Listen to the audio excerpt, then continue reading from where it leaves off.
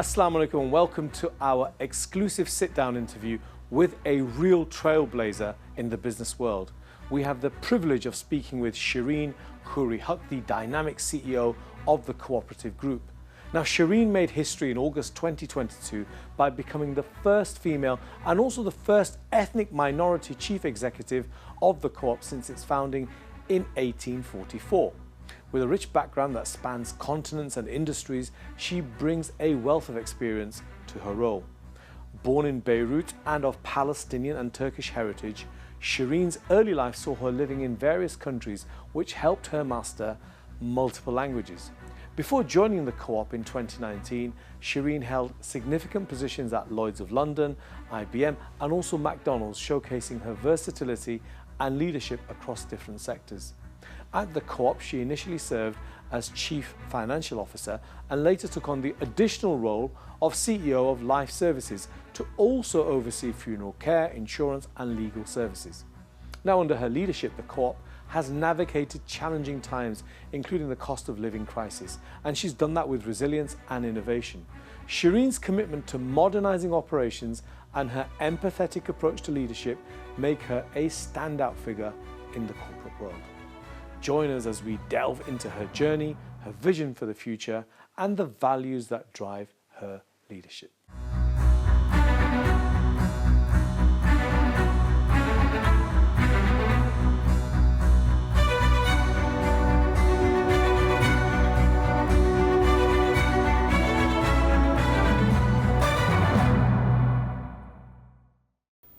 Assalamu alaikum, ladies and gentlemen. Welcome to our exclusive sit-down interview with a trailblazer in the business world. We have the privilege of speaking with Shirine Khoury-Haq, the dynamic CEO of the Co-operative Group. Shirine made history in August 2022 by becoming the first female chief executive of the Co-op since its founding in 1863. With a rich background that spans continents and industries, she brings a wealth of experience to her role. Before joining the Co-op in 2019, Shirine held significant positions at Lloyd's of London, IBM and McDonald's, showcasing her versatility and leadership across different sectors. At the Co-op, she initially served as Chief Financial Officer and later took on the role of CEO of Life Services, overseeing funeral care, insurance and legal services. Under her leadership, the Co-op has navigated challenging times, including the cost of living crisis, with resilience and innovation. Shirine's commitment to modernizing operations and her empathetic approach to leadership make her a standout figure in the corporate world. Join us as we delve into her journey, her vision for the future and the values that drive her leadership. Please welcome Shirine Khoury-Haq. Shirine, it's an absolute pleasure to be speaking with you this morning. Tell us, you are a trailblazer, as I've said in my intro, somebody who's breaking a lot of barriers. But I want to know who Shirine actually is. Tell us a bit more about your background, which is quite interesting there.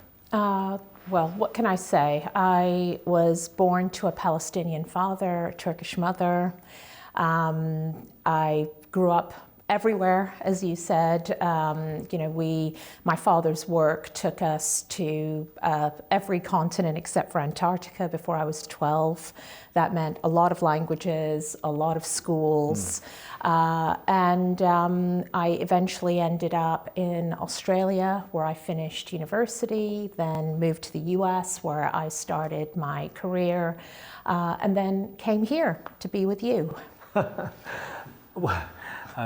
That's quite an honor for me for you to say that. But in terms of growing up in a Palestinian Turkish heritage family, what was that like? I mean, two great cultures actually there. Two great cultures, one culture that I could experience. So I speak Turkish fluently. Wow. So I would go and visit my grandparents in Turkey, spend wonderful summers there, spend wonderful Ramadans there as well. So get to experience the iftar meals, and I was too young for the fasting when that happened, but just a wonderful immersion in the culture and the language. Clearly on the Palestinian side, given that my family became refugees in 1948, I didn't get that. So my father was always working. My grandparents lived in Beirut, but you know the history of the conflict in Beirut. We couldn't always go and visit. And so I didn't get that same immersion in the Palestinian culture and the language. So it was quite mixed. However, what I did experience on the Palestinian side were the stories that my family told me, and of course my wider family who would meet elsewhere, who were amazing. In terms of your Palestinian background, whereabouts in historic Palestine were they from? So my family was originally from Nazareth, and then they moved to Bethlehem because my grandfather worked in Jerusalem. So he was a teacher, he taught languages and he taught maths. And my father would always, I've told this story before, my father always said that he was born in a stable because like Jesus, he was from Nazareth, he was in Bethlehem. Of course. And if it was good enough for baby Jesus, it was good enough for everybody else in Bethlehem. And I was quite old before he and my grandmother and I were in a room together, and I said, so what was it like giving birth in a stable? And she just gave him a look and said, you didn't tell this child that, did you? So that's where my family was from. Well, you obviously are very proud of your heritage. You speak very fondly and lovingly of your Turkish background and obviously equally about your Palestinian background. But you grew up obviously outside of that region. Yes. Tell us about growing up in all the different countries that you did traverse. What holds a special significance to you? So I'm always asked, where was the place that you liked to live the most? And it's always the last place that I've lived. So I love the UK. The way that I grew up was split. So in my earlier years, I was in international schools where it was mainly people from lots of different countries. Then as I got older, I ended up in the US and then in Australia, which was very different because that was going into an established culture and often with children that had grown up together, had gone through school together, rather than the previous experience where everyone was very transient and very fluid. So very different experiences, but good ones actually, because it taught me a lot. I've spoken before about how I experienced racism in Australia, which was a shock actually. The shock went two ways. First, to be considered something that was someone that was an ethnic minority, and to be treated in a derogatory way because I was of Arab and Turkish background. The shock then came again when I moved to the middle of America, where they'd never heard of Turkey or Palestine, and I became white overnight because of how I look. And then there was still a lot of racism there, but I heard people talking about Black people and Hispanic people in front of me when I had just had that done to me not that long ago.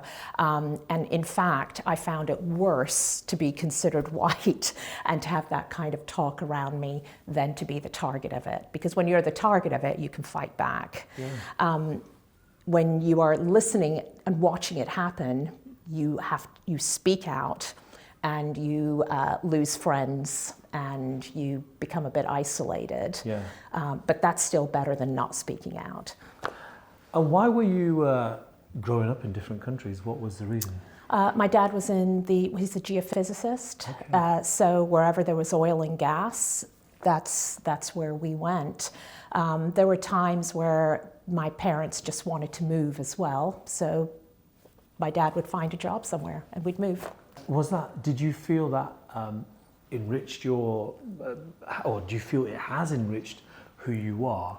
Or do you sometimes feel, well, perhaps it'd have been better to just have one place, as so many of us do, you grow up in one place or you don't really move about too often, but you've obviously moved continents. So I can look back now with my rose-tinted history glasses and say, of course, it formed me as a human being, and it helped me to understand so many cultures and learn languages and really appreciate every kind of person. But at the time, you and your viewers who've grown up in one place will know the importance of knowing your surroundings, having friends that you grow up with, of course. Which I didn't have. I was very often the new kid. Often it was a new school system, so I was trying to catch up, or I was skipping grades. So highly tumultuous. I hated it as a child.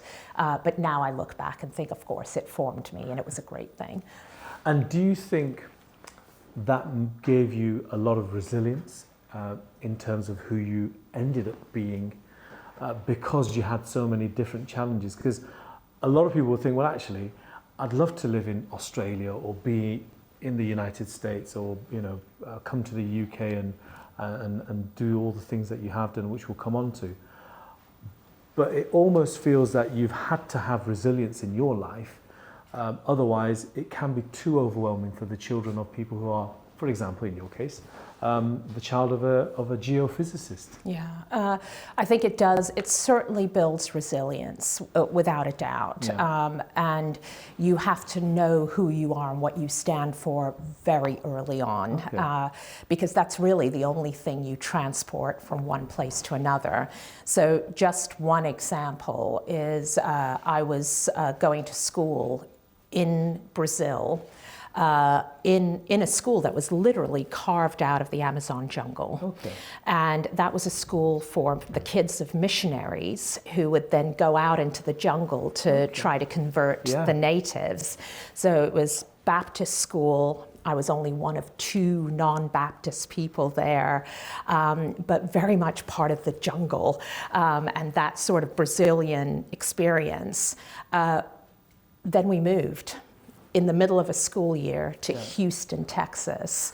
I was 2 years younger than everyone else. I was 14. Everyone else was 16 because I'd skipped a couple of grades along the way. I emerged from the jungle. The girls there were wearing high heels and makeup and driving. So that's certainly a shock to the system, and you do have to regroup and think, my God, how am I going to fit into this place, and how am I going to adjust? But you do, which is character building in the long run.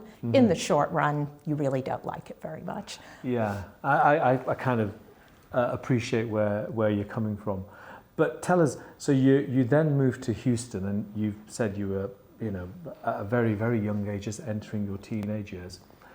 Were you, you're obviously a very driven person. Nobody becomes the CEO of an organization like the Co-op unless they're extremely driven. Were you driven in those years as well? What were you aiming to be? Was it something that I'm going to find and I'm going to be, or had you made your mind up that this is the path I was going to take? I'm not sure that at that age I had a specific role in mind. What I did know was that I had to learn to stand on my own 2 feet. So I had to work, I had to have my own income, I had to be able to get ahead and stand on my own 2 feet. Can I just interrupt and ask you, why did you feel that? Because your family, obviously, your father would have been on a very, very a very high income earner. Why did you feel you needed to be on your own 2 feet? Because he was a very high income earner, and then he was unemployed. Okay. Then he was a high income earner, and then he was unemployed. So when we were in Houston, I can't remember which time, we were there twice, one time very briefly and then one time slightly longer. He lost his job. It was during the oil crisis. Sure. And at that point, it would have been the later time, I would have been the only person working in the household. Okay. So my experience of work was very unstable, very tumultuous. And my view was, I've got to go to university. I have to be able to have a stable income and a stable future. You're not going to get to university if you don't study hard. And especially if I thought we were going to stay in the US at the time, you don't go to university unless you get a scholarship or you can afford a lot of money to pay for it. So that instinct came very early in my life.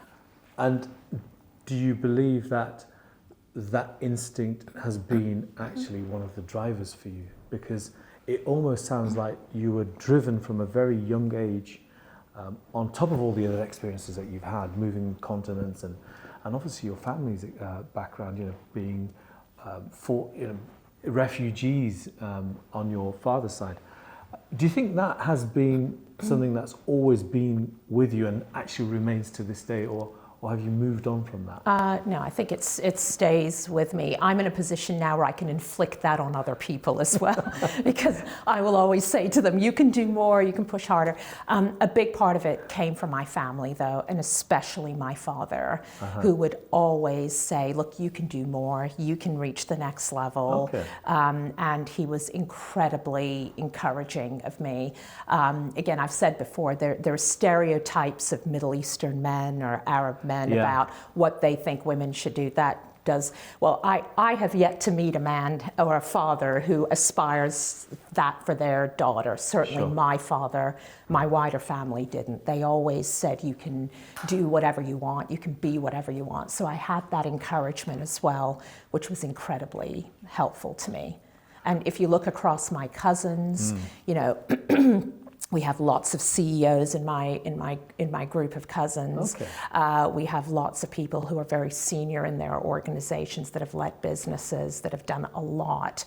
But that came from our family. And you will probably find that in a lot of families that have been refugees, that have found themselves having lost everything, and probably for a couple of reasons. One, they want their children to have better prospects than they had. But also, when you do lose everything, there's no fallback plan.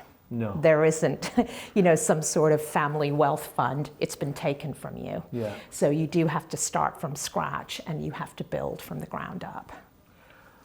Yeah, quite. A lot of people certainly a lot of people that I know and myself will actually will feel that what you've said is exactly what they feel as well. But this is about yourself, Shirine. So let's move on from being in the US. You mentioned Houston. You mentioned aspiring to get to university and being a breadwinner yourself, if you don't mind me using that term. Tell us about that. What happened? I mean, where did you go? What did you study? What did you graduate with? So we ended up moving to Australia because my father had lost his job and my mother's brother lived in Australia. So we moved there. I finished high school there. That took some settling, actually, because they couldn't quite decide where to live. So in year 11, which was effectively the first year of A-levels, the equivalent, I went to 4 different schools, and I'd arrived in the middle of the school year, and I was the bottom of every class. So there was a lot of catching up to do. We did end up settling in a small town in Australia, beautiful place, oceans and rolling green hills. So I was very lucky from that perspective. So I finished high school, and then I went on to study economics and accounting. Okay. And I got my degree there in Australia. And then after that, moved to the US, where I became a certified public accountant. Then I got my MBA, and then I moved to the UK, and I got a postgraduate degree in management and leadership. And what sort of time span are we talking about? That seems to be, you say that with a real sort of, with real ease, whereas, doing a degree, what was it, 3 years? 3 years in Australia. And then you went to the US and you were there for how long? So I graduated from university in Australia just after I turned 20, so slightly earlier. Then I moved to the US immediately after that when I was I was still 20 at the time. Sure. But it was fast and it was with urgency because I needed to get on with my career. Yeah. When I moved to the US, my degree wasn't recognized. Okay. So I had to go through a period of taking equivalency high school exams, equivalency university exams, and then having my degree accredited. So I had to work whatever job I could find at the time. That first job was selling vacuum cleaners door to door. Really? Well, there was no money. That was the job that was there. Yeah. Had to pay the rent. People felt sorry for me. I have an allergy to dust, and the door-to-door vacuum cleaning process involves putting dust on things and then vacuuming them up. So I got some pity sales, which paid the rent for a period of time until I got the equivalencies sorted out, and then I could start work as an accountant. See, because a lot of people would think, well, actually, these CEOs or whatever have been privileged all throughout their life, and they've been given a fast-track promotion or whatever. It's not the case. Selling vacuum cleaners in the US to get your equivalency done so that you can then progress with your educational career, your education, for example, is quite something. Tell us a bit more about then getting your education in the US done. I mean, well, that was one of many jobs. I mean, getting through high school when you don't have an income and perhaps your parents can't afford to help you. That in Australia and in the US it entailed. I worked at McDonald's. Okay. I worked at Pizza Hut. There was a period of time where I was trying to save up for university. So from 6 to noon in the morning, I'd work in a petrol station. Oh my God. Then from 1 to 5, I worked for free in an accounting firm to get experience. And then from 6 till midnight, I worked in a pub restaurant where I used to serve food. And I did that all through the summers to be able to save up for the next year of university. So a bit of vacuum cleaner selling wasn't a big deal. So I got a job in the government. I had to, again, take exams to be able to get in to that role, and then ended up moving to Columbus, Ohio. And that's where I lived before was a small town. Columbus, Ohio was slightly bigger. So there again, I got a job in a telecommunications firm. Yeah. I was given a great opportunity actually to run a department. I'm not sure I was entirely qualified to do that at the time, but they gave me a chance. And then I studied for my accountancy exams at night. The great thing was they paid for it. Okay. They only paid for it once though. And in the US, there's only a 7% success rate of first-time passes. I couldn't afford to redo them myself. Sure. So I had to pass. The problem was I'd studied in Australia, so I didn't know US tax law or US business law or any of that stuff. So I had to really study to get through those exams, and it involved very little sleep and studying every hour that I wasn't working. When I got through those exams, and I did pass the first time, thank goodness, I ended up moving to McDonald's. And McDonald's was a great job in that it had some accountancy. So I managed a small number of restaurants. I started with around 13 restaurants. It was 5 days of doing the books, and then 25 days of making sure that they made money. And these were restaurants that McDonald's couldn't franchise. They weren't successful enough. Sure. So they needed to be turned around. And while I was doing that, I did my MBA, which McDonald's sponsored. So I'd work during the day, study at night. And the great thing about that was I could come back the next day and practice what I'd studied. So one of the best things I did there was I did a module on international business. And then I came to McDonald's and said, I need a project. And they said, well, we haven't opened McDonald's in Pakistan yet. Wow. So would you like to write the business case for that? So I got to write the business case for launching McDonald's in Pakistan. Wow. For good or for bad. That's what I did. And how was that? How was that business case concluded? Did they then use that to do their launch? They did. I didn't go to Pakistan. I couldn't. I was studying and working. But Yeah. yes, that was the basis for it. And now it's everywhere. Is it everywhere? Yeah, I haven't been. I'm married to a Pakistani man, but I'm yet to go and visit. So tell us about that. Tell us, you touched on your family life there. What was your situation there? So you've gone into McDonald's, you're obviously doing some incredible work, still studying. How were you, what was your personal life there at that moment? Were you still with your parents or were you just single? No, I'd moved on my own. And at that time, I met my husband now. He was in the UK. I was in America. Okay. And I had moved to IBM because after I got my master's degree I was working at McDonald's. By that time I'd been promoted a few times, so I was running 4 regions. Wow. And I had, I think it was 130 restaurants that I was doing this work for, which I loved. However, when I said to McDonald's, I've got this MBA now, you've paid for it, so I'd love to go to your headquarters to do more international business. That was the thing I was really interested in.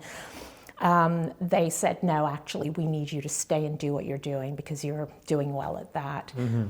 And I'd worked too hard, actually, to just stay and do what I was doing. Moved to IBM because I decided that in the job that I did, there was the accounting piece and there was the consulting piece. Yeah. I loved the consulting piece. And I loved working with store managers, helping them to turn their businesses around. Okay. They were such a joy, and there was this perception that when you came from the head office, you didn't really know what you were doing or what you were talking about. Mm-hmm. And if I'm ever asked about career-defining moments, I think about a meeting that we had at McDonald's where it was the head office people and it was the store managers. Okay. And we had to go up to the front and we had to sign our names on the future strategy. And every time someone from head office went up, the store managers gave them a slow, sarcastic clap. And I remember sitting in my seat thinking, I do not want to go up and sign that thing. And I was kind of looking for places to run away to. But eventually my name was called and I had to go up. And I got a standing ovation from the store managers. And I think that was because I worked so closely with them. Mm-hmm. If anything went right, I made a big fuss about them. Everybody knew that things had gone right, and it was because of this store manager. And if anything had gone wrong, I'd take the blame for it, and we'd fix it. Sure. And then when it went right, we'd make a fuss of the store manager. And that was defining for me, in that it taught me that all of the answers are on the shop floor.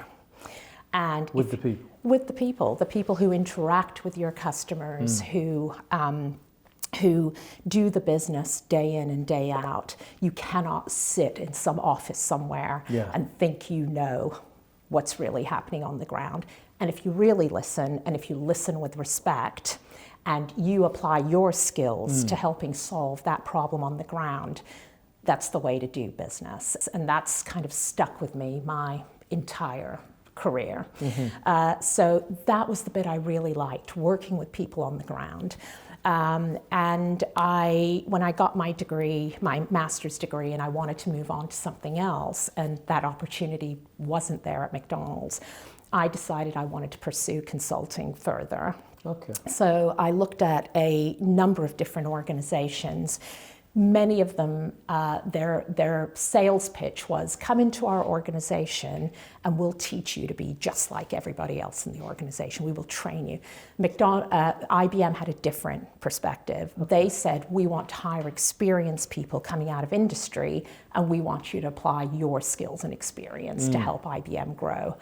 I like that way of working much more than entering some sort of machine and coming out like a robot. So by then I'd met my husband. I spent 3 years in the US with IBM. we decided that we were going to get married. So it was a very short conversation about whether I moved to London or he moved to Ohio. So I moved to London, and that was in when did we get 2001? Wow. Yeah. Quite a while back, actually, but yes, still, a long time ago. My husband says he would have gotten less time if he'd killed somebody than having to be married to me, but what can you do? I'm sure that's said in jest. When you came over to London, how did you feel? Was it hugely different from the US? Because we in the UK tend to think we are different from the Americans. We're kind of in some respects better. I loved London, but I'd been here before. Lots of my friends from Australia had moved to London. Sure. And actually, we'd lived here, we'd lived in the UK when I was a child as well, Yeah. so it wasn't like coming to a brand new country. What I loved about London specifically, and the thing that hit me first, was that pretty much everyone had a passport. People had read the news. Yes. They knew about the world. They traveled the world. And you could go on the tube. You'd hear every language. You'd Yeah. see every kind of person. And I'd miss that where I lived in the US. Yes, Now, there yes, are parts yes, of the US, of course, that are just like that, but not where I lived at the time. So I loved it from the very beginning. I found it a bit hard to get around because you couldn't just get in your car and drive to where you were going. The traffic and trying to navigate everything, that was a shock to the system, especially when you were working and trying to get somewhere on time. Yeah. But London and I hit it off from day one. And you said you really wanted to do international businesses. It's why you moved to IBM. Tell us about that then. I mean, what were you doing at IBM in London, and how did your career then move on? And at IBM in London, I worked mainly on big UK clients. So when I was with IBM in the US, it was mainly consumer products that I was focused on. I switched to retail and kind of went back to my McDonald's roots in this country. So I had big clients here. I also spent a lot of time traveling to Ireland and back because I had a couple of clients in Ireland as well, and I spent a few years doing that. And from IBM, where did you go? What was your next move? So by then, I'd spent 3 years at IBM in the US, 6 years here, and 6 years, quite a long yes, quite a long time. So 9 years all up. Oh, yeah. And I loved it, because IBM also identified me as one of their top 20 leaders. Okay. So they put me on a development program. That's how I got my third university qualification. And I also got a call, which you sometimes get, I don't know if they still do it, but you'd get a call saying there is this position here, we want to put you in it. So it was on the executive team of a European region, which covered lots of different countries. Yeah. Which was a huge step up for me.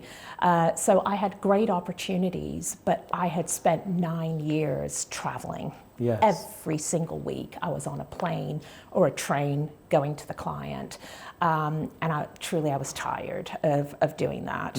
So I had just kind of put out to the universe, and I'd prayed and I'd thought, I hope I find something, and I asked God to help me find something. I also mentioned it to a friend or two. And then I got a call out of the blue saying that there was an insurance company in the Lloyd's market that was looking for someone who knew a lot about operations, who knew a lot about technology, but didn't know anything about insurance. So they wanted someone to take a very cold look at their business. Yes. So I came in initially to this organization. I ran their central operational services. Then I was promoted into running their global operations, so my team was all over the world. And then I additionally became the UK COO as well. So that was the move into financial services and into insurance. How was How was this impacting you on your personal life? I mean, do you have time to have a personal life if you're traveling every weekend? You're married, obviously. How do you balance that? You balance it by being very strict about what you do when. Okay. The lines got blurred once, though, because I was home on a Tuesday. Yeah. And I was so excited to be home on a Tuesday. So I said to my husband, we should watch this on TV and we should go out and do this. And he said, whoa, whoa, whoa, whoa. This is not what the cat and I do on a Tuesday. So while I was out traveling, he had his own life with our cat. Sure. And it was fine, from Thursday, Friday, and the weekend where we had dedicated time together. But the Tuesday thing threw everyone off. So you absolutely do manage it because you organize your time that way. But then when I ended up moving to this other role, we had the whole week together, which is lovely. I had moved to Lloyd's and I had twins. Wow. After we'd lost our daughter 7 years previously, right after birth.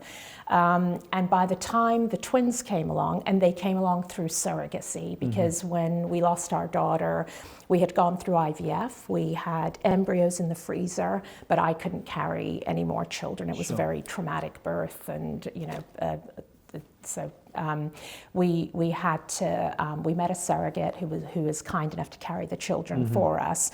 I was the chief operating officer at Lloyd's at the time, so I was in an executive role. I had already spoken to my boss before I went into the role to say, this is where we are. We don't have a surrogate yet. I don't know what's going to happen, actually, and it's unlikely that we'll have the children, but if we do, I don't know what I'm going to become, because by then it had been, 14 years not having children. And then when they did appear, that's a whole other reorganization of your life, especially when it's twins. I was very lucky. I've always been very lucky that my employers, I've been very open with them with whatever's happening in my life. Sure. And they've given me space to do what I need to do. Yes. So while I'm a huge proponent of people taking maternity leave, whether they're mothers or fathers, or, parental leave, or, whether they've had their children through surrogacy or any other means, I didn't really take maternity leave. Yes. And it was because I was doing a huge project at Lloyd's. It involved me personally having to do a lot of negotiation with the CEOs across the market and bringing teams together. But I was so lucky in that I had a wonderful team at the time. And I remember them calling me into a conference room, and they told me to sit down, and they put a piece of paper in front of me, and it was called TOFT. Time off for twins. Oh, wow. And what they'd done behind my back is they'd taken my entire role and they'd split out the things that only I could do, the things that they could take from me, and who was going to deputize for what. That's great. Amazing. So the things that, and we cut out everything that was extraneous. So calls with people trying to sell me things, gone. How do you do calls? Gone. It was pure decision-making calls. Sure. So when the babies came, parents will know they eat every 3 hours. So I did every feed, I did every nappy change, put them to bed, and then when they slept for that hour and a half, I had back-to-back 15-minute calls, made the decisions that I needed to do, and then started all over again. So that's how I managed it in that role. The thing that I was able to do, though, is understand the importance of flexibility and understand that everyone takes their parental leave differently. Yeah. So we used me as a test case to implement surrogacy and adoption policies. We extended paternity and maternity leave so that men and women got the same amount of leave. We put in fertility policies, which we've then carried into co-op as well. We haven't even talked about co-op yet. We haven't gotten there.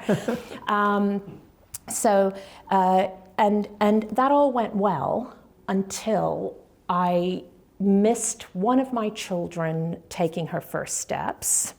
I missed another child crawling. Yes. And I didn't want to do that. And I wasn't going to the classes, their baby classes. So I went to my boss, who's an incredible woman, and who doesn't have her own children, actually, but was hugely supportive of me. And I said, I'm quitting. I'm not doing this anymore. The balance has shifted. Too much work. I'm missing all these things with my children. I can't even go to a swimming class with them. And she said, well, number one, you're not quitting. Number two, you're going to go and sort yourself out. So what she said to me was just do what you need to do. So I did what I needed to do, and that involved going to baby Mozart in the morning, and then a board meeting in the afternoon, or a swimming class, and then going into the office. Flexible working, which then we started to push out to everybody else as well. But every parent will know it's certain times. Then the children go to school, and you find out that your work requirements change when they go to school. Then they get a bit older, and they have their own activities. So that was a big learning for me, actually, because if you want to keep women in the workplace, and also, if I just go back a minute, Sure. a piece of advice that I got when I had the twins, and this was sadly from a woman. She said, now that you're back at work, don't talk about the children, because people will think that you're no longer focused on your job. But because of who I am, I just went out and talked about the children, and I talked about my experiences balancing work and life. And the thing that struck me was the number of men who said to me, I wish I could do that.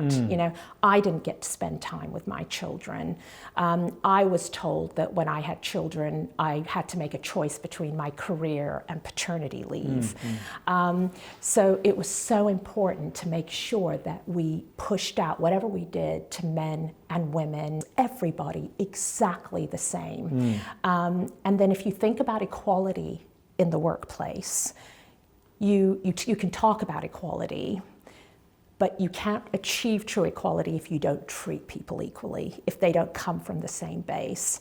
And a man coming back from extended paternity leave and a woman coming back from maternity leave, if their manager has done it, if the manager understands that these people are equal, then you can promote much more equality in the workplace as well. So this was kind of my experience. You asked how do you balance it all. It was through great bosses who just let me do what I needed to do, and then being able to push that out to the rest of the organization as well. You seem incredibly driven and incredibly disciplined. When you describe having meetings or decision-making calls in between feeding your children, and to then obviously balance out the fact that you are in an incredibly powerful position. So many people rely on you, yet you've got these two beautiful babies, and you want to be there in their crucial moments. That's something that's quite telling, that you made it happen. You also said we've not come on to the co-op, so let's do that. Yeah. Tell us about how you became such an important leader for the co-op. Where did you get the inspiration to then move again? Because you were in a very powerful position at your previous, position, but then you still made this move. So that was a scary move, actually, because the job that I did at Lloyd's was twofold. I was the chief operating officer for Lloyd's, which is a big enough job. It operates across 200 countries. It's, at the time that I was there, it was a 36 billion pound organization. Yeah. But the other bigger job I did was around modernizing the London insurance market, which has 350 firms in it. Yes. And it was about introducing new technologies and, different ways of working. And that was across 200 countries. It was across 350 firms, 4,500 partners across the world, new data standards. I mean, it was a big, big job. And we'd landed the first phase. But as I looked forward, all the other phases were going to be less. And I didn't want the rest of my career or the next few years of my career doing the same thing, kind of like at McDonald's, doing the same thing again after you've worked so hard to get to where you are. So this was probably one of the bravest things I've done. I spoke to the CEO, and it was a new CEO then, and I said, I want to resign, but I don't have another job to go to. Wow. And because Lloyd's is such a small, it's a big market, but it's a small network. If I'd looked for another job, everyone would have known that I was looking for another job, and they may have thought something was going wrong at Lloyd's, which it absolutely wasn't. So we agreed, and again, so lucky to have great bosses. We agreed that I would resign, we'd make it public, but we wouldn't have an end date. And Lloyd's would help me find my next role. And then at that point, we would decide on the end date. Sure. So we announced that I was leaving, and I was approached by lots of different organizations, and the babies were 2 at the time. The problem, though, was that the CV said one thing. It said global, big jobs, travels around the world, and my home life had these 2-year-old twins in it. So I remember one discussion that I was having where they said, Mexico has a problem and Australia has a problem. So we want you to run this part of this company and fix Mexico and Australia plus everything else. And for me to fix Mexico and Australia would have meant someone else taking care of my children. So I came home and I said to my husband, I am actually unemployable at this point because the CV and the home life just, they don't match. And then out of the blue, I got a call from a headhunter saying that someone from Co-op wanted to meet interesting people, different people. So I had this meeting and they spoke to me about the chief financial officer role. Now, I'm a qualified accountant, but I had moved out of accounting into consulting, into being a COO. Yeah. So I thought it was a joke at first. And I said, well, clearly I'm not a CFO. And she said, no. Our CEO at some point is going to want to move on to other things, come in as CFO, and then when he moves on, you're there for succession. UK-based organization, which ticked the boxes, big enough role. It didn't mean a step back in my career, and then in an industry that was consumer-facing. So the work that Lloyd's does is very B2B, business to business. This was more consumer facing. So that ticked a lot of boxes. We ended up moving to Manchester. Yes. My husband wasn't excited about the prospect of me working in Manchester and he being with the 2-year-old twins, and they were at that age, they're deadly. They walk, they try to fall off things, they go in different directions. So we all moved to Manchester together. And then I started in 2019 at the Co-op as the Chief Financial Officer. A couple of years after that, COVID had hit. Yes. The CEO was still there, and I said, look, I never signed up to be CFO for an extended period. I'm bored. We're going to have to think about me moving on and doing something else.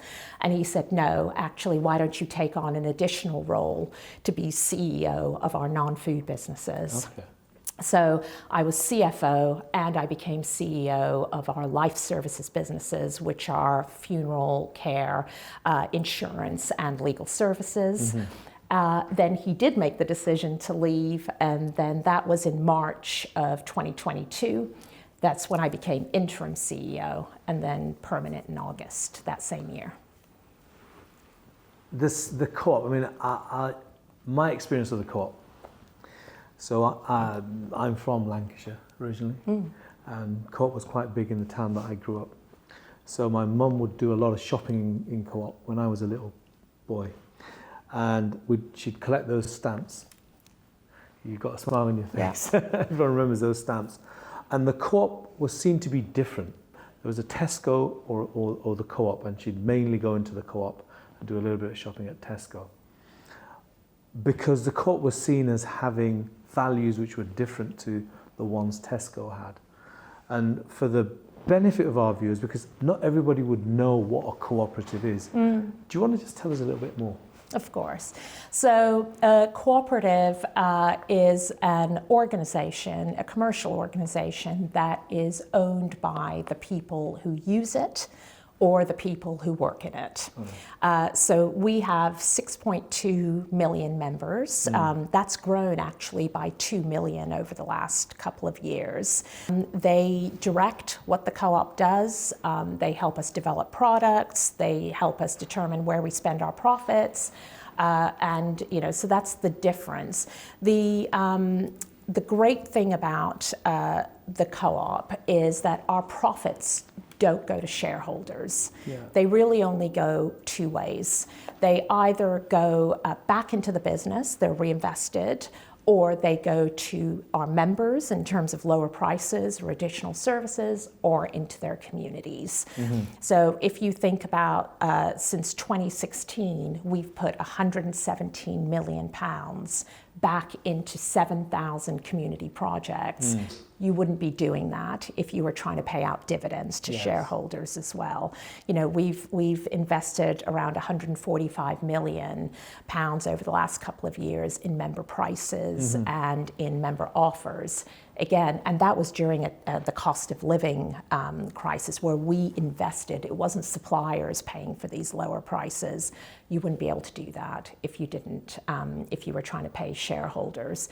One other example, and there's so many examples, but as a cooperative, we are founded on a number of values and principles, and one of those is self-help and education. And maybe you'll ask me later more about the co-op's history because it's incredibly interesting, but we run 38 academies across the north of England. We serve 21,000 children, and we pick schools that really can use investment and communities that can use investment. So if you think about the national average, the percentage of students on school meals, it's about 25%. Yes. In our schools, it's 45%. And in some schools, it's 75%. We have, out of those 21,000 students, 7,000 of them speak English as a second language. And we invest very heavily in these schools. We have a track record of turning around needs improvement schools into good schools, into outstanding schools. Every child gets a free breakfast so that no child has to start their day without a full stomach. We have community fridges for families so that they can take food home for the rest of the family as well. And again, if you think about the sort of time and investment that goes into setting that up, you can't do that if you're paying shareholders. No. You can do it when you're serving your members. The final thing I'll say about our schools is we invest heavily in our students as well. So on average across the UK, when a child leaves school, 11.9% of them are not in education, employment, or training. That's 11.9%. In our schools, it's 1.9%. Wow. So we invest in those children's futures as well. So it's a wonderful thing to be a cooperative where your profits are contained for the benefit of your members and their communities, and you can do so much with that. Was that one of the reasons why you chose the co-op as your next career step? Were you actively aware? I think you were. I mean, you seem that sort of person. And what was the reason for that? It felt to me like an organization that had a soul already built in. Yeah. So I think about my time in the city, and when I would do team building with my team, we never went kayaking or climbing up mountains. What we did was we went to Tower Hamlets and we sponsored schools and we worked with kids on their maths and their English, and we became part of the board of trustees for some of these schools in the East End that really needed help.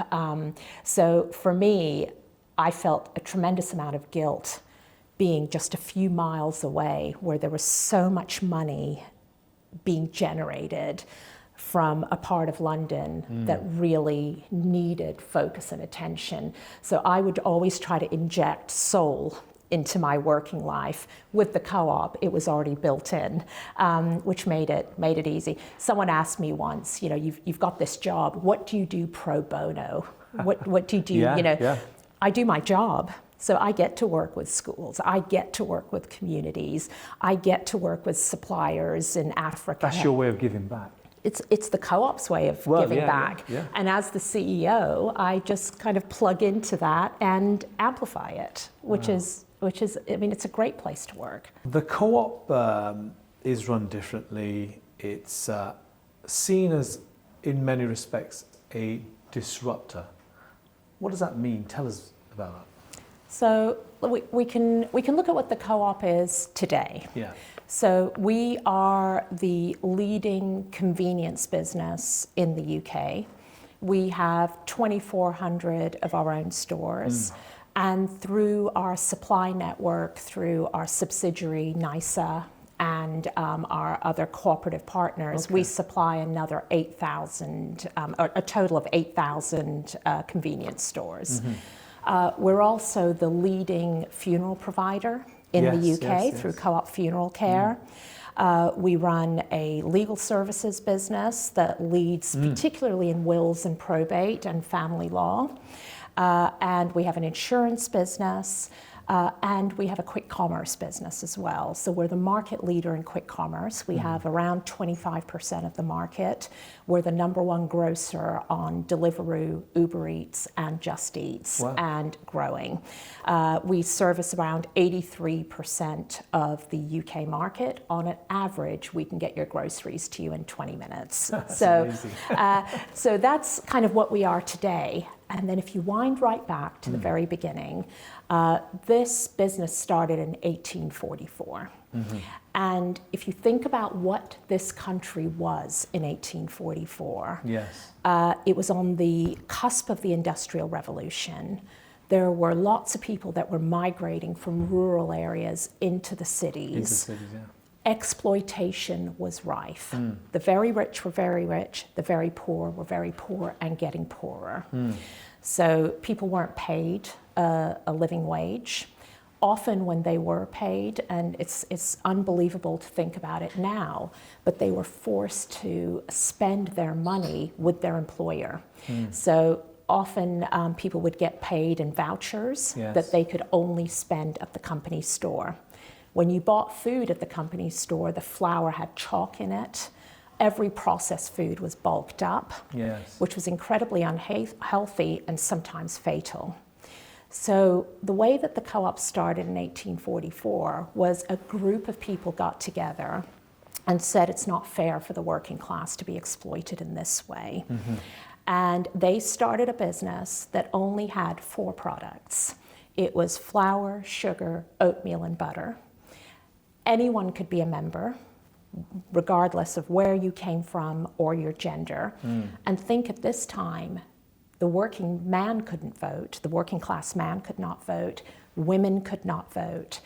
But when you became a member of the co-op, you could go to the store, which was open 2 days a week, buy decent food for your family, and you could vote in an organization that did so much more for you than just give you food. So if you go to our original store in Rochdale, just outside of Manchester, there's a reading room upstairs. And children and adults were denied education if they weren't of the right social class. They could go to the upstairs reading room and they could learn how to read and write, which helped them to improve their prospects. They could vote in an organization that then campaigned on their behalf, whether it was around workers' rights, whether it was around political agency. The Cooperative Party was born out of that movement. Unions were born out of that movement as well. So this was revolutionary. And during World War II, the co-op had expanded such that it had supply lines all over the world. It had supply chains all over the world, which we have today as well. But during World War II, it was the co-op and one other company that brought all the wheat in for this country. Wow. Yeah, and it was responsible for all of the UK's wheat supply. The Co-op was the first supermarket that opened a self-serve shop. I mean, yes. it's a normal thing now, isn't it? You go to the shop, you buy the thing, but it used to be that the person would be behind the counter and you'd have to give them your list. Punching and they would, in the digits, yeah. So it was absolutely a disruptor at the time, and it got to the point where the question had to be asked, if working class people can run such a successful company, why can't they vote in the national elections? So I like to think that the co-op movement started to influence that as well. They were also very active in terms of campaigning for things that really matter. Yes. They boycotted South Africa due to apartheid. The cotton workers boycotted U.S. cotton trade during the slave trade to protest the slave trade. I didn't know about that. To the point where they experienced almost famine here in this country as well.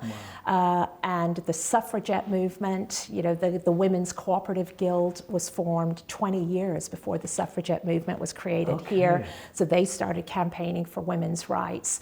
So it is a huge disruptor. And then if you fast forward to now, you and hopefully your viewers will also have seen the campaign that we ran on retail crime to try to get the government to change some of the laws. So believe it or not, it wasn't a prosecutable offense to assault a shop worker until we campaigned for it. The Conservative government agreed to make the change, but the elections happened before then. The Labour government are changing that law. Sure. They are working on reducing the threshold. So it used to be that if you stole less than £200, it wasn't considered an offence. And you can think in a small store like ours, if you've got organized crime gangs, and those are the people who are doing the stealing, it is not mothers stealing to feed their children. If it is, we help those people. We can direct them to lots of places where they can find food. These are organized crime gangs that come in and just steal shelf loads of things. Imagine the threat that causes to our colleagues. You know, we have 1,000 incidents a day of theft, and it's much easier to go in and, you know, do that to a small store than a very big store. So we have campaigned very, very heavily on that, on modern slavery, and then we're getting ready for some new campaigns as well. So how proud do you think they would be, the founders of the Co-op, to find the first female CEO of Co-op coming from such an amazing, incredible background, to lead it into the future and to move, to push this movement on to be the disruptor for the new age? And tell us what you're planning to do, I mean, as the disruptor for this new age, especially with the types of political changes that we are seeing across the world. Many people are frightened with the rise of far-right extremism or far-right political parties coming to power. We've seen the election of Donald Trump in America, and we are seeing an increasing number of people that are attracted to far-right politics in the UK and also in the rest of Europe. So how proud would the founders have been? I'm not sure. I'm very proud of the founders that they allowed everyone to be a member, that women could become members, that they had an equal vote. But it was when I was appointed into this role, I'd never actually thought about it. I read it in the press and I was surprised. Goodness, I'm the first female CEO, I'm the first ethnic minority. What took these people so long? I mean, that's an awfully long time when you've got so many women transacting with you. So I don't know how proud they would be. I'm glad the organization has achieved it now. The important thing is to look forward and to open the path, not just for women, not just for ethnic minorities, but for anyone anyone who has the talent and who has the commitment to this movement. It is a movement as well as a commercial enterprise, to have an equal opportunity to get that role. In terms of what's happening in the world at the moment, and I was dismayed to see last year the riots on the streets. Sure. And it was great to see the counter protests as well, which gives me hope. Now, if I rewind back, I just told you about the history of the co-op. There weren't immigrants in this country in 1844. No. People weren't quite yet talking about women's rights and how women should run companies. Issues around LGBTQ+ weren't being discussed at the time. What was there was the very rich and the very poor. Yeah. And if you really look at what's happening, it feels to me that people who are incredibly privileged at the moment, you think about where these voices are coming from. These are people who have a lot of wealth, who have a lot of opportunity, who have certain attributes that they are saying are the right attributes. Everything else is wrong. They have a lot of resources to withstand things that go on. And it feels to me that targeting immigrants, targeting people who are different is a distraction. And then if you look at the people who are doing the talking and you look at the wealth accumulation over time, even in recent times, it's in the hundreds of billions of dollars that these people are getting richer while pointing the finger at somebody else. And we shouldn't kid ourselves. If you look the right way, if you espouse the attributes that these people are saying are right, when everything else is out of the way, that greed and that need for wealth accumulation isn't going to go away. And as it was at the inception of the co-op, there's only going to be one other place to extract more wealth from. So this is a wake-up moment, I think, for people to really think about and what will make their country most successful. People looking the same and acting the same for a period of time until everything else runs out isn't the right thing. So the attack on diversity initiatives, which is increasingly now seen to be the norm in the corporate sector, although the co-op obviously being part of that sector has different ethics entirely. How discouraging is that for you to see major corporations saying, well, actually now it's not going to be an important part of how we work? There are lots of other examples of this as well. So, for example, let me go back. As an organization and as a leader of an organization, you have to be very clear about what that organization's objectives are and what it stands for. And if you say you have ethics, you need to stand by those ethics. So an unrelated example is we say that we source 100% British meat where we can. That isn't just the meat on the shelf, the chunks of meat that you see. It is all the way through our ingredients, which some others don't do. When we talk about addressing climate change, we mean it. We put resources behind that and we actually deliver on it.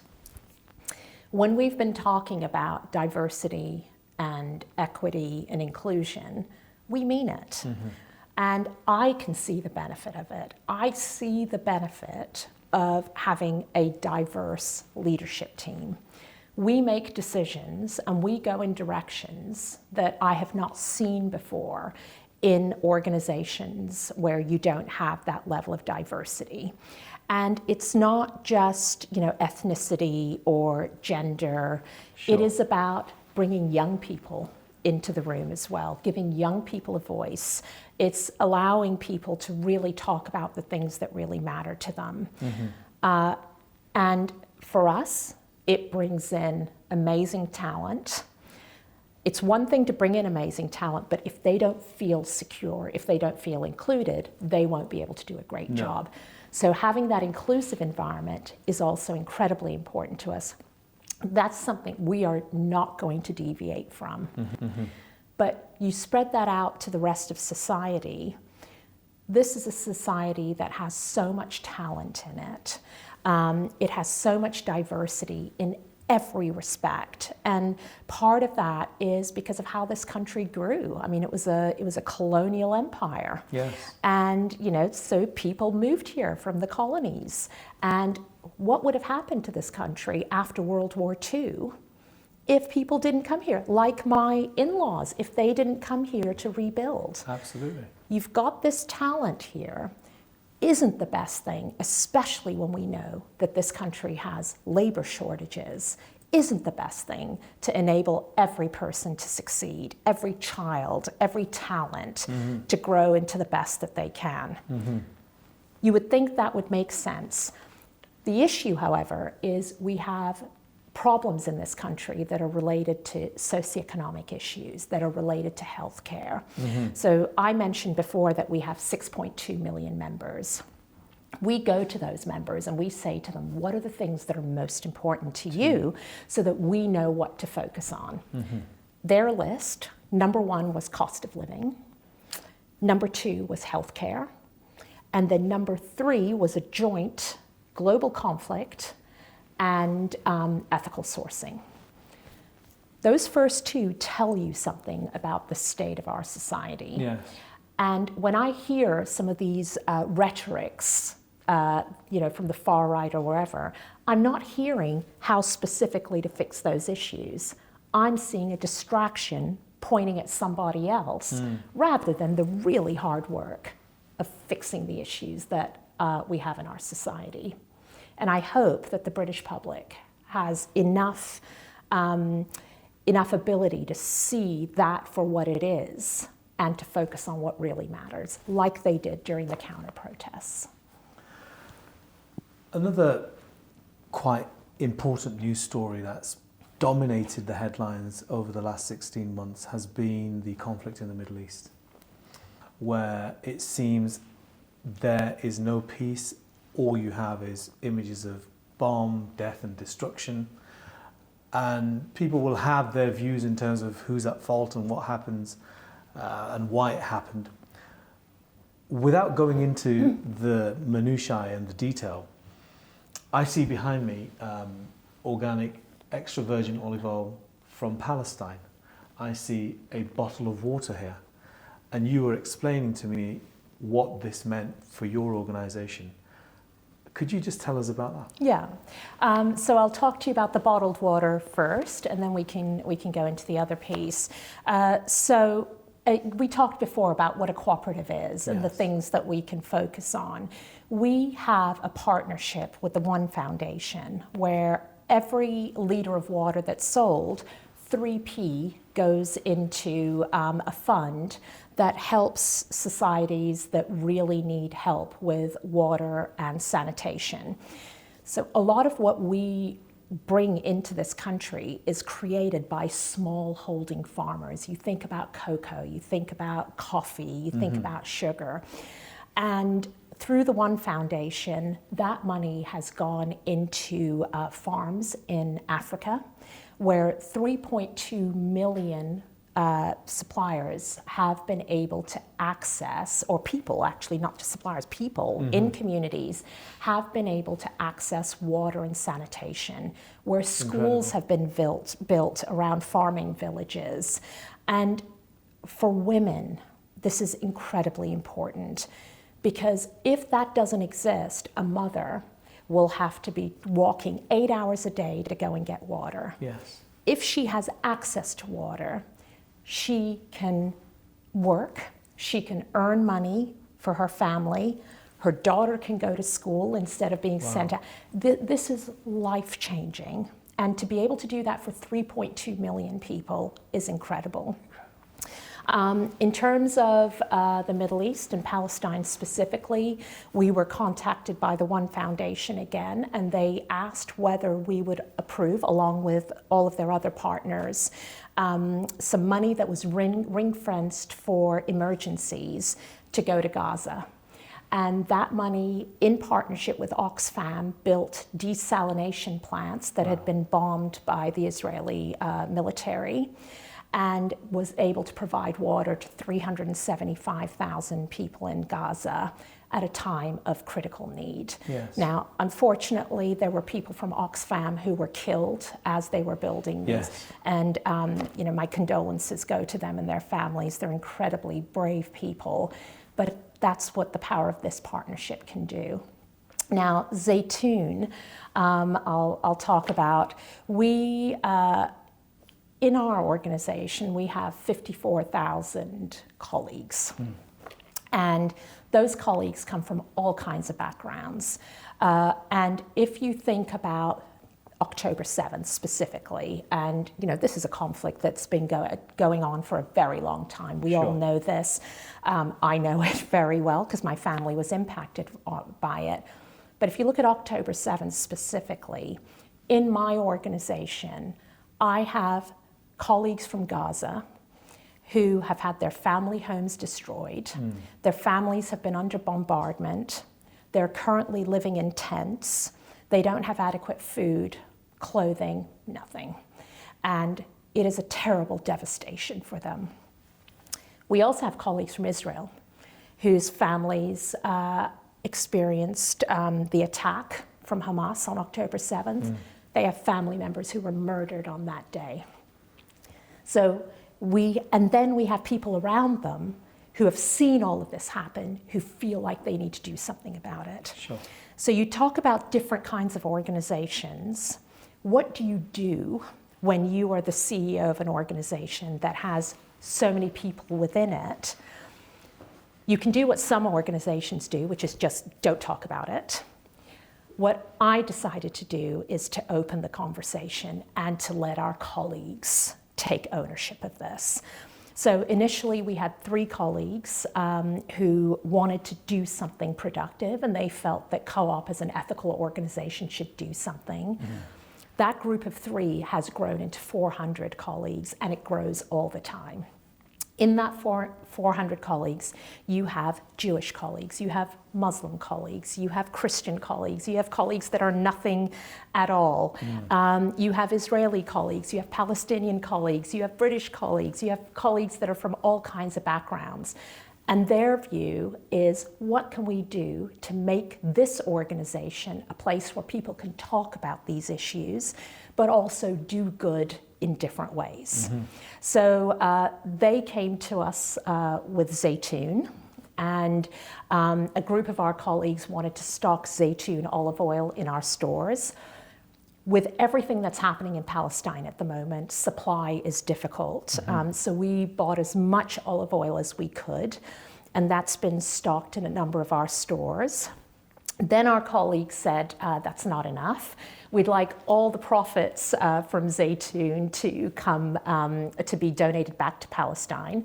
And so we looked at doing that. The thing I should also say is we have had more contact from our 6.2 million members on this conflict than on anything else, any other topic that we've had over at least the last 10 years. So this is member-led and it's colleague-led.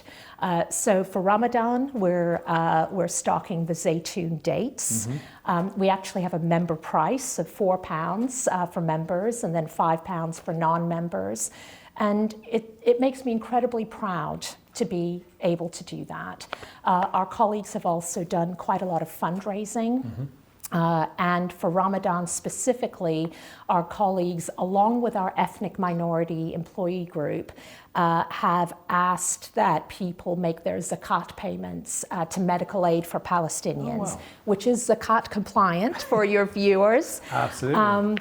And through fundraising that our colleagues have done, we've been able to provide donations to medical aid for Palestinians. They have ring-fenced that to build a neonatal unit in Gaza City, which was built from the ground up through those donations. And the great thing about that was that it enabled the evacuation of neonatal babies from Kamal Adwan Hospital before it was put under siege into a safer place for those babies, for the tiniest, most vulnerable little children. We have some colleagues who are not comfortable with raising money for Gaza. And so we're working across peace initiatives, and you'll hear a lot more from us on work that we're doing around peace and cooperation here in the UK, but also internationally as well. There's a cooperative in Israel, for example, where Israelis and Palestinians live together. They educate their children together. They have a peace school where pretty much all the human rights activists in Israel have graduated from. Sure. And so some of our colleagues would rather work on that initiative. But the wonderful thing is, I don't have to do this. All my job is to open up the discussion, to give our colleagues freedom to self-organize. They have to go through all the right approval processes. I'm not part of the sign-off process. They do all of that. But they can at least do what feels right to them and feel like their values are congruent with the co-op values. Hearing that, a lot of our viewers will be very happy and very pleased that such a leading organisation is so brave in actually trying to do something, and also having some balance, which is important because it's about people at the end of the day. Do you feel your experiences in life as somebody who comes from such a unique heritage, Palestinian and Turkish, growing up in all these different places, that you describe so eloquently, and then your incredible career path, which has led you to being a real leader of people. Do you believe that had you not had those experiences, then perhaps you would not be where you are today? And it's as a result of that that makes you Shirine Khoury-Haq, the CEO of Co-op. That's a hard thing to, what would have been if things had been one way or another? It's a hard question to answer. What it has done for me, that background, I think what it has helped me to really be able to have something in common with just about every person I meet, whether it's the language or whether it's somewhere I've been or somewhere I've lived. There are very few people there are very few people I can come across where I don't have something in common with them. And that enables conversation, it enables affinity, and I bring that into my organization as well, with a real trust that people will do the right thing, whether it's flexible working or whether it's paternal leave or whatever it is, people will do the right thing if they're in the right organization and they feel truly trusted and respected. And if my background's brought anything, I think it's been that ability to meet people where they are, to really be able to connect with people, and then to try to bring that into the organization that I'm in. What's the next iteration of you? Where do you see yourself? Because it doesn't come across to me that this is sort of the apex. It seems that you've got a lot more that you want to do and achieve. There's a lot that can be done at Co-op. Where when I took on the CEO role, we had very high levels of debt. We weren't generating cash. We weren't generating profit. We're now back in the black. Our debt has gone down by 95%. We have access to cash flow. Our balance sheet is strong. We're a profitable business. So we are on a growth trajectory. So there's plenty to do. Yes. In terms of the Co-op itself and the cooperative movement, one thing I didn't mention to you is the cooperative movement globally. So there are 3 million co-ops worldwide. There are 1 billion co-op members.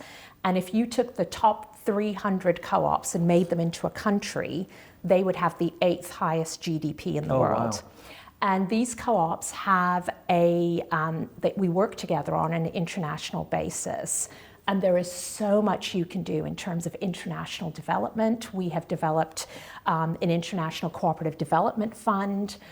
We will be campaigning on that. You'll see a lot more on this in terms of being able to help communities all over the world, and also here in the UK, to really build up through cooperative trade and owned businesses in the way that the co-ops do. So there's tremendous opportunity here. What's specifically next, I don't know. My husband has been very clear I'm not allowed to retire because he says if I retire, I'll need a project and he will be my first victim. So it'll be something else, whatever that is, but I don't know yet. And very finally, a lot of our viewers will be, perhaps at university or perhaps in the first steps of their career.